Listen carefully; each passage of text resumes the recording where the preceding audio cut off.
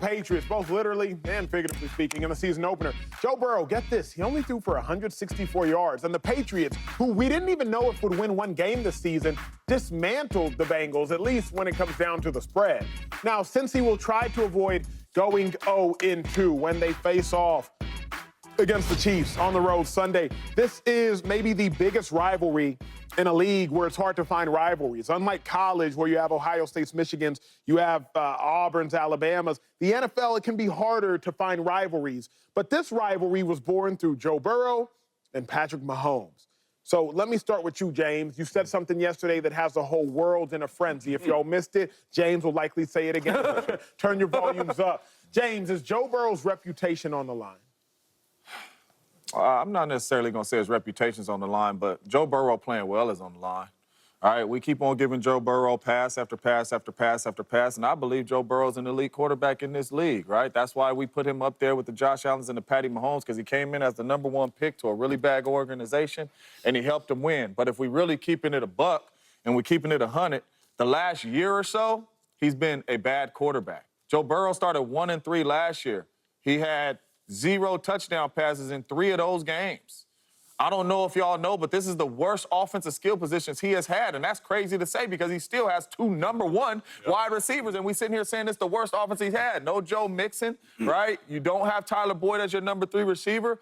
Joe Burrow got to show me he can play well. And yes, we put you up there too because you were one of the main ones that can beat Patrick Mahomes consistently. But in the last year or so, you have not gotten better, you have gotten worse. And we could blame it on injuries, we could blame it on anything we want, but it's a lot of quarterbacks in our league that have dealt with injuries, and we don't care nothing about it. But somehow with Joe Burrow, we care a lot about it, right? And we want to put those injuries over him playing well. Joe Burrow has to go out here against a really good Kansas City Chiefs football team and play well. I don't really care if you win, but I need to see that Joe Burrow that we put up there with the Josh Allens and the Patty Mahomes, because right now, the first beginning of the year last year and starting this season, I have not seen that Joe Burrow in a long time on the football field, and I need to see it. So I think this is a game to where it ain't really reputation because he's done a lot of good things in this league, but he has to get back to playing well.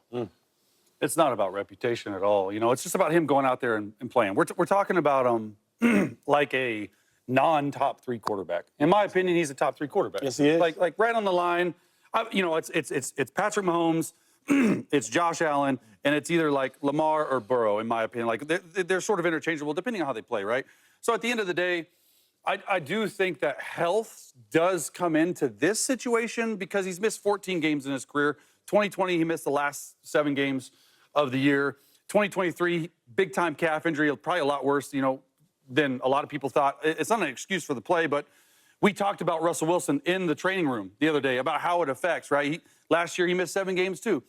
The 2 years that he's healthy, though, okay, he's got over 9,000 total yards combined and over 76 touchdowns. So, Joe Burrow, it's not about your reputation. For me, it's about can you stay healthy enough? Okay, they lost in the Super Bowl in 2021, and they lost in the AFC Championship in 2022.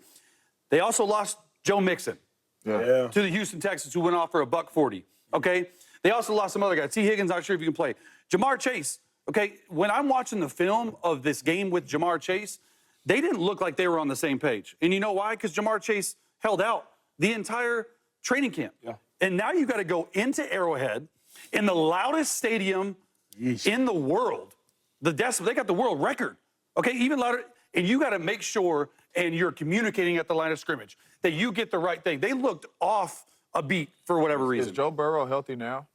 I have no idea. But did you see the thing of him, like, picking up the water bottle? That's probably what we're going to say if he doesn't play well. And that shouldn't matter. Well, it should not matter. Because I don't know. It's speculative. Like, I don't know. I can't tell you if he's hurt or not. I'm just saying because it's week 1, and we saying he's healthy against the Patriots, and he scored 10 points.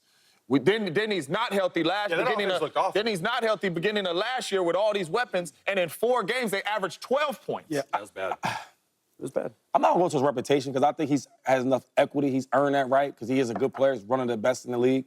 But James is right about giving him passes. I don't want to give him passes because you hurt. A lot of guys are hurt. Jalen Hurts last year, was he hurt? Was he not hurt? So many question marks. He was hurt. We don't know, but it don't matter.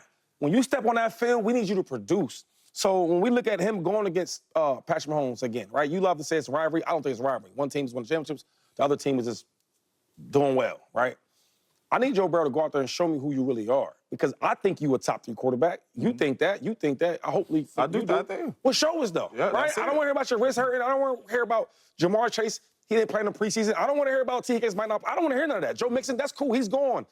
You making $55 million a year because you like that. Yeah. You won a Heisman, right? Then he won a Heisman, and he won a championship. Didn't win a Heisman, but won a championship. Well, he was good. Oh, he did. He was good. So look, I need to see it, bro. That's all I need. I need to see Definitely it. won. Really quick. He had the best season of all in college history. Really quick, Acho, before you go, because you have Joe Burrow as your number 2 quarterback behind Patty. And the main reason why you have Joe Burrow as your number 2 quarter behind Patty, because we talked about this, is because of the it factor. Yes. And all I'm saying is the last year or so, that it factor has not been there. You know what I'm saying? Yeah. So that's my only thing. And He we need to can't change his hair back. keep saying injuries. Yeah, that's Slim Shady. Slim Shady. He never played football. He didn't get his hair back, man. Seriously. Now, this will be a big game. I think the reputation is only on the line because I could confidently say he was the second best quarterback, not only because he had it, but because he beat Josh Allen in the playoffs, because he beat Patty in the playoffs. He's not only beat Josh, but he's beat the person who Josh also can't beat. Whereas Lamar can't beat Patty, Joe beat Patty. Joe beat Josh.